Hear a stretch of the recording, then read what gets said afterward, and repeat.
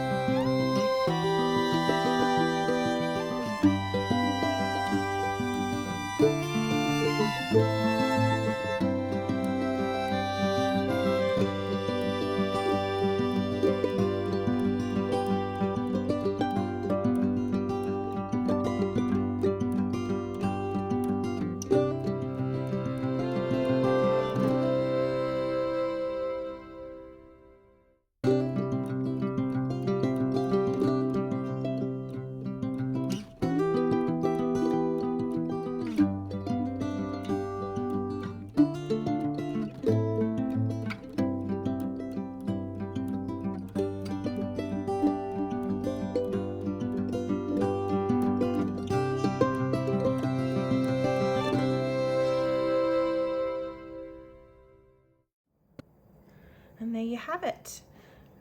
Keeping it pretty simple. You'll notice that I've got one of my meetings in pencil. That's because I have suggested that we meet at that time, but that may change, so I didn't want to put it in pen when I know that it is actually not confirmed at that time yet. So I will be probably staying fairly present in my planner this next week, simply because we're in lockdown. Although state schools are back, we're still on school holidays, so we're having professional development week or professional learning week. And so a lot of what we're doing is quite individual anyway. There's a few staff meetings that I will be attending, but overall it's probably going to be me at home with the kids still, and somewhat juggling that really tricky balance of family and working from home. So I'm not really sure how this week's going to turn out. It's going to be interesting, to say the least. I do also have a post-it note of my meals for the week. Actually, no, I'm going to put them on a post-it note and put them down here. I've left that fairly flexible too. What I have noticed over the last 2 weeks is that I don't really write them down there, is that although I've bought the food for those meals, we don't necessarily have them on a specific day. So when I'm working solidly 6 days, I don't really have the energy to think, what do I feel like? So I just go with whatever's on the menu in the planner, and that's what we have. But when we've got some flexibility, it makes it a little easier. So I hope you've enjoyed that, and please excuse the background music if you can hear that. My neighbors, there are 2 young children, and they are, I think, having some time with their dad, and playing music really loud. So it's good music, so that's fine. Well, I hope that you have enjoyed it, and I hope that you all have an amazing week, whatever your week happens to look like. Stay safe. Bye.